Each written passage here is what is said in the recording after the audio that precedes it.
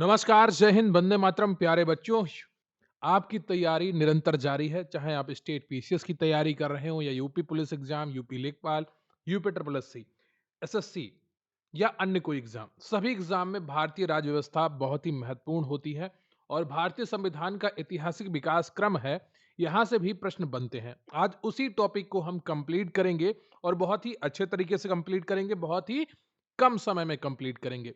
Video को like कर लीजिएगा, चैनल पर नए हैं चैनल को सब्सक्राइब कर लीजिएगा, क्योंकि प्रश्न यहीं से आएगा। आप पढ़ते रहेंगे आप मेरे साथ तो आपको यकीन आएगा।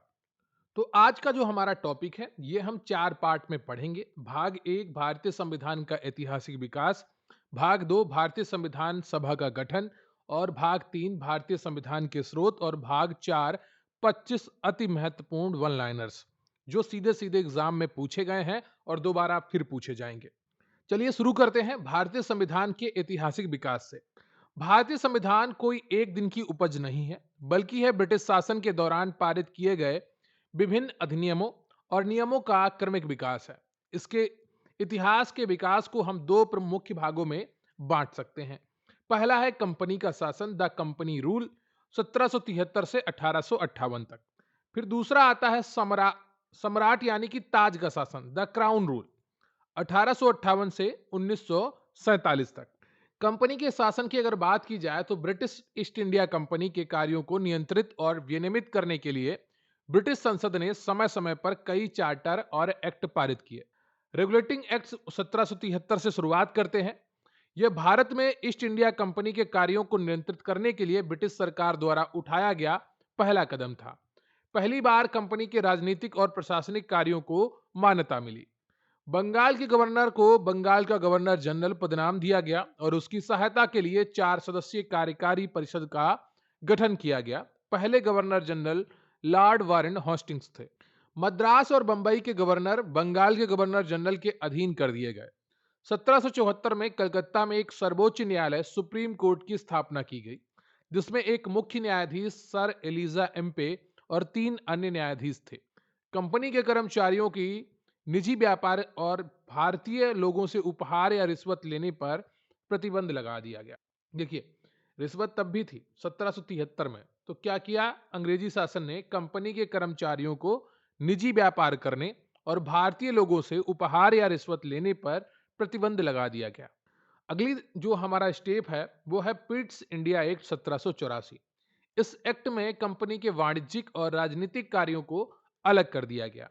द्वैध शासन की शुरुआत, व्यापारिक मामलों के प्रबंधन के लिए निदेशक मंडल यानी कि कोर्ट ऑफ डायरेक्टर्स को अनुमति दी गई, लेकिन राजनीतिक मामलों के प्रबंधन के लिए एक नया निकाय नियंत्रण बोर्ड, बोर्ड ऑफ कंट्रोल्स बनाया गया। तो व्यापारिक मामलों के लिए निदेशक मंडल यानी कि कोर्ट ऑफ डायरेक्टर्स की नियुक्ति की गई और राजनीतिक मामलों के लिए नया निकाय बनाया गया जिसको बोर्ड ऑफ कंट्रोल्स या नियंत्रण बोर्ड कहा गया। भारत में कंपनी के अधीन क्षेत्र को पहली बार ब्रिटिश आधिपत्य का क्षेत्र कहा गया। ठीक है, तो इट्स इंडिया एक्ट 1784 के द्वारा भारत में कंपनी के अधीन जो क्षेत्र था उसे ब्रिटिश आधिपत्य का क्षेत्र कहा गया।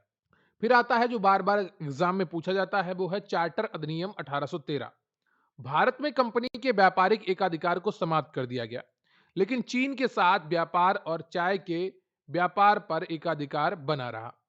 भारत में शिक्षा के प्रसार के लिए प्रतिवर्ष 1 लाख रुपए खर्च करने का प्रावधान किया गया। ईसाई मिशनरियों को भारत में धर्म प्रचार की अनुमति मिली। अब हम बात करेंगे चार्टर अधिनियम 1833 की। यह ब्रिटिश भारत के केंद्रीयकरण की दिशा में एक नया निर्णायक कदम था। बंगाल के गवर्नर जनरल को भारत का गवर्नर जनरल बना दिया गया। लॉर्ड विलियम बेंटिक भारत के पहले गवर्नर जनरल बने। कंपनी के वाणिज्यिक निकाय के रूप में सभी कार्य समाप्त कर दिए गए और यह विशुद्ध रूप से एक प्रशासनिक निकाय बन गई। गवर्नर जनरल की परिषद में एक कानूनी सदस्य लॉर्ड मैकाले को शामिल किया गया। भारत में दास प्रथा को गैर कानूनी घोषित किया गया, जिसे 1843 में पूर्णतः समाप्त कर दिया गया। अब हम बात करेंगे चार्टर अधिनियम 1853 की। पहली बार गवर्नर जनरल की परिषद के विधायी, लेजिस्लेटिव और कार्यकारी एग्जीक्यूटिव कार्यों को अलग किया गया। चार्टर अधिनियम 1853 के द्वारा पहली बार गवर्नर जनरल के परिषद के विधायकी और कार्यकारी कार्यों को अलग किया गया। 6 नई पार्षद जोड़े गए जिन्हें विधान पार्षद कहा गया। इसे भारतीय केंद्रीय विधान परिषद कहा गया। सिविल सेवकों की भर्ती और चयन के लिए खुली प्रतियोगिता व्यवस्था का शुभारंभ किया गया। 1854 में मैकाले समिति नियुक्त की गई। ठीक है, तो 33 और 53 के जो चार्टर अधिनियम है वो बहुत ही महत्वपूर्ण है, बार बार एग्जाम में पूछे गए। ठीक है, ताज का शासन की अगर बात की जाए 1858 से 1947। ठीक है, 1857 के सिपाही विद्रोह के बाद ब्रिटिश सरकार ने भारत का शासन सीधे अपने हाथों में ले लिया। भारत शासन अधिनियम 1858, भारत का शासन अब सीधे महारानी विक्टोरिया के नाम से चलाया जाने लगा। गवर्नर जनरल का पदनाम बदलकर भारत का वायसराय कर दिया गया और लॉर्ड कैनिंग भारत के पहले वायसराय बने। वायसराय ब्रिटिश ताज का प्रत्यक्ष प्रतिनिधि था। ठीक है, नियंत्रण बोर्ड और निदेशक मंडल को समाप्त कर द्वैध शासन प्रणाली का अंत कर दिया गया। भारत के राज्य सचिव, secretary of state of for India का नया पद सृजित किया गया। उसकी सहायता के लिए 15 सदस्यीय भारत परिषद का गठन किया गया। अब हम बात करेंगे भारतीय परिषद अधिनियम 1861 की।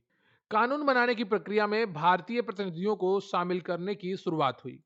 1862 में लॉर्ड कैनिंग ने 3 भारतीयों, बनारस के राजा, पटियाला के महाराजा और सर दिनकर राव को विधान परिषद में मनोनीत किया।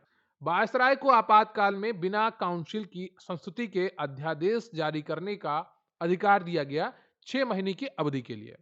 लॉर्ड कैनिंग द्वारा 1859 में प्रारंभ की गई पोर्टफोलियो प्रणाली, विभागीय प्रणाली को मान्यता दी गई। बात करेंगे भारतीय परिषद अधिनियम 1892। विधान परिषद के कार्यों में वृद्धि की गई और उन्हें बजट पर बहस करने और कार्यपालिका से प्रश्न पूछने का अधिकार दिया गया, परंतु पूरक प्रश्न पूछने पर मतदान का अधिकार नहीं था। तो अगर आपसे प्रश्न पूछा जाए कि बजट पर बहस करने और कार्यपालिका से प्रश्न पूछने का अधिकार कौन से अधिनियम ने दिया, तो भारतीय परिषद अधिनियम 1892 ने। अप्रत्यक्ष चुनाव प्रणाली की शुरुआत हुई। अब हम बात करेंगे भारतीय परिषद अधिनियम 1909 मार्ले मिंटो सुधार की। सांप्रदायिक प्रतिनिधित्व, कम्युनल रिप्रेजेंटेशन, इसी ने भारत और पाकिस्तान, दो अलग मुल्कों की नींव रखी। मुस्लिमों के लिए पृथक निर्वाचन मंडल की व्यवस्था की गई।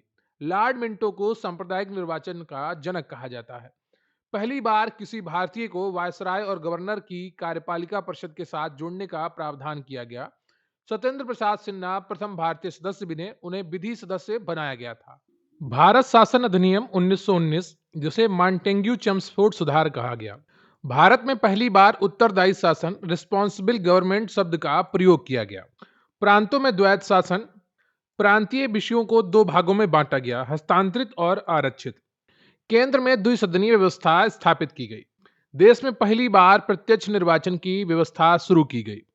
लोक सेवा आयोग के गठन का प्रावधान किया गया। 1926 में ली आयोग की सिफारिश पर पहली बार केंद्रीय बजट को राज्य बजट से अलग किया गया।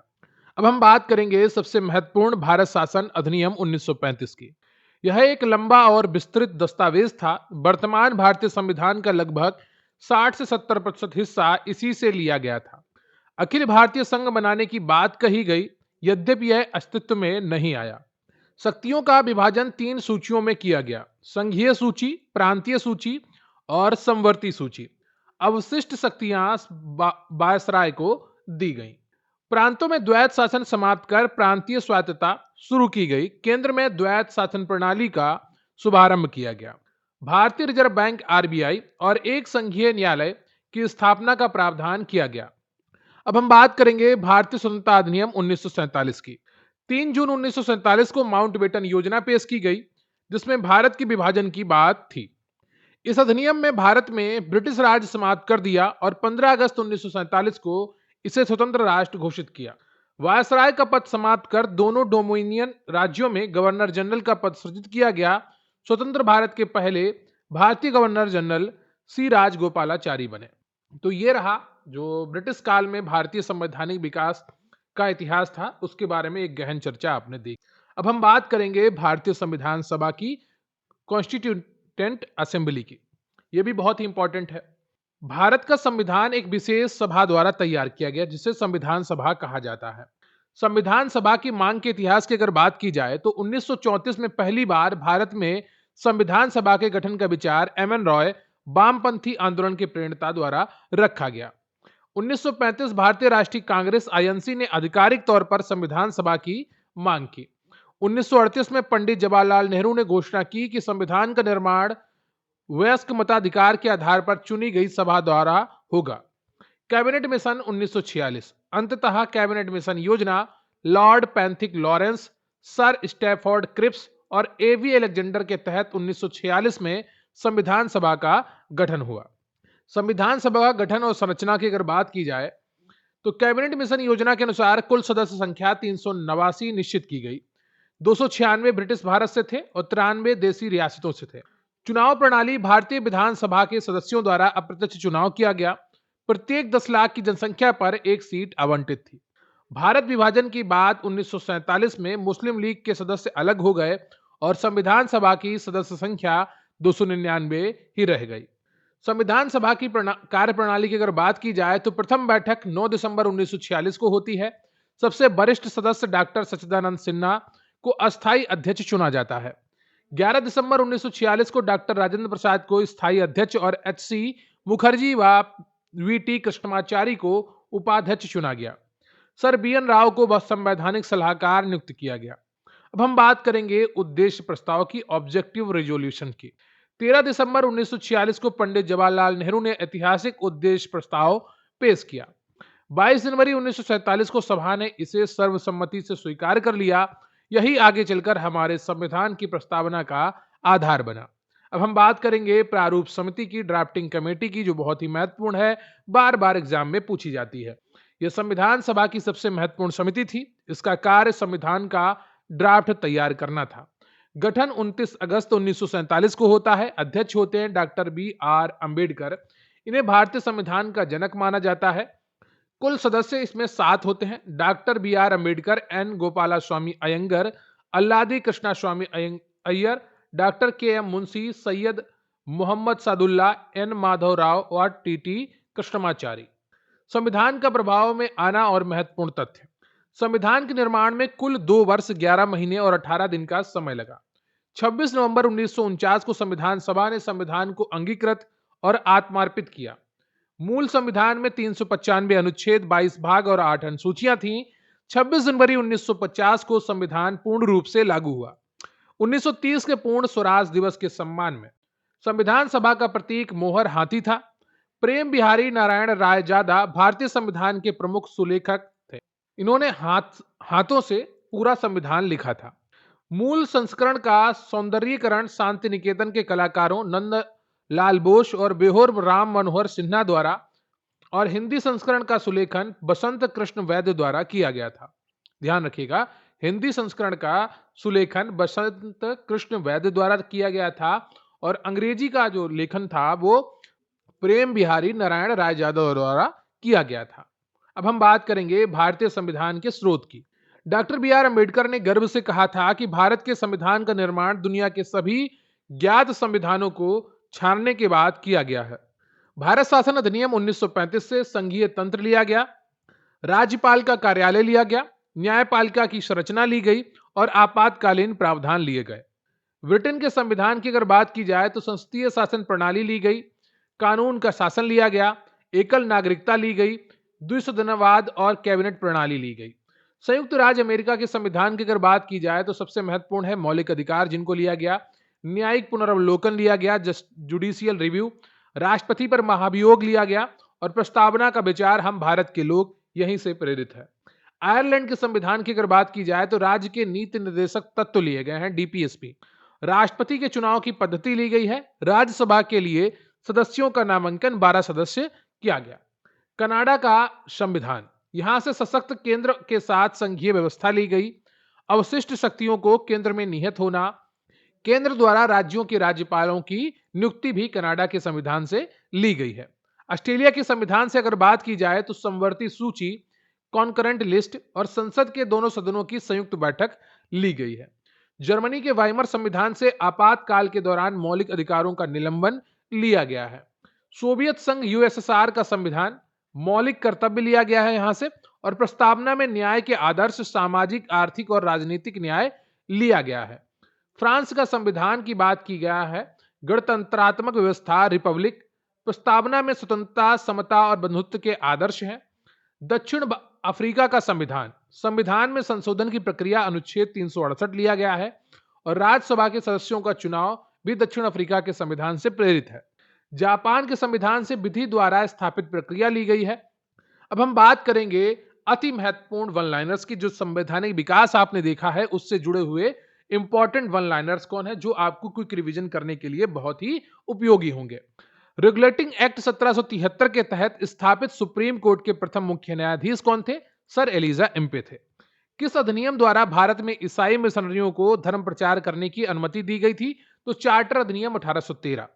भारत के किस गवर्नर जनरल को सांप्रदायिक निर्वाचन का जनक माना जाता है? तो लॉर्ड मिंटो को माना जाता है। मार्ले मिंटो सुधार 1909। किस अधिनियम द्वारा प्रांतों में द्वैध शासन लागू किया गया था? तो भारत शासन अधिनियम 1919।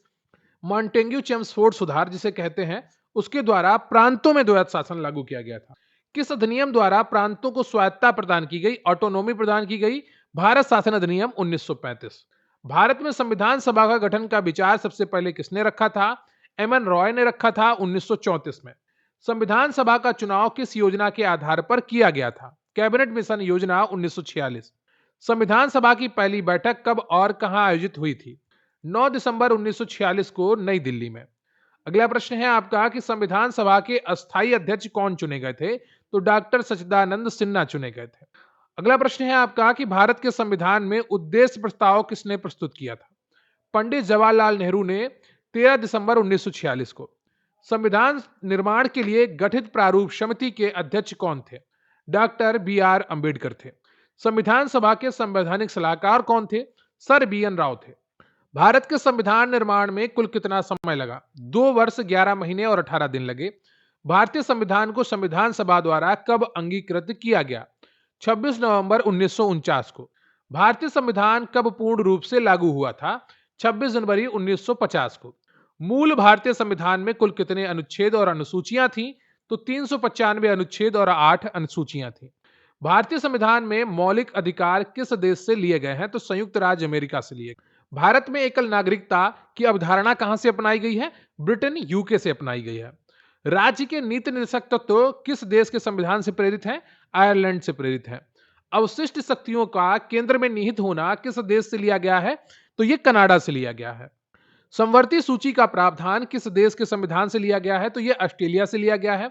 संविधान में मौलिक कर्तव्य किस देश के संविधान से लिए गए हैं? सोवियत संघ, यूएसएसआर, वर्तमान में रूस। भारतीय संविधान में संविधान संशोधन की प्रक्रिया अनुच्छेद 368 कहां से प्रेरित है? दक्षिण अफ्रीका से। भारतीय संविधान की प्रस्तावना में स्वतंत्रता, समता और बंधुत्व के आदर्श किस देश से लिए गए हैं? तो ये फ्रांस से लिए गए हैं। विधि द्वारा स्थापित प्रक्रिया किस देश के संविधान से ली गई है? तो ये जापान के संविधान से ली। तो ये रहे आपके 25 बहुत ही महत्वपूर्ण वन लाइनर्स जो भारतीय संविधान की जो ऐतिहासिक यात्रा है उसको कवर करते हैं। वीडियो को लाइक कर लीजिएगा, चैनल पर नए हैं चैनल को सब्सक्राइब कर लीजिएगा, अपने दोस्तों के साथ वीडियो को शेयर करिएगा और कमेंट करके बताइएगा कि आपको हमारा ये कंटेंट कैसा लगा। देखिए हमारा प्रयास रहता है कि आपको कम समय में ज़्यादा से ज़्यादा कंटेंट प्रोवाइड कराना और उम्मीद करते हैं कि हम उसमें सफल हो पाते हैं। मिलेंगे फिर किसी अन्य वीडियो में, तब तक के लिए आप अपना ख्याल रखिए। रही बात पीडीएफ की, तो आप हमारे चैनल की वीआईपी मेंबरशिप ले सकते हैं मात्र 150 रुपए में और आपको लाइफ टाइम यहाँ पर हमारे चैनल की सभी पीडीएफ्स प्रोवाइड कराई जाएंगी एक ही जगह पर। तो मिलते हैं फिर किसी अन्य वीडियो में। जय हिंद, जय भारत।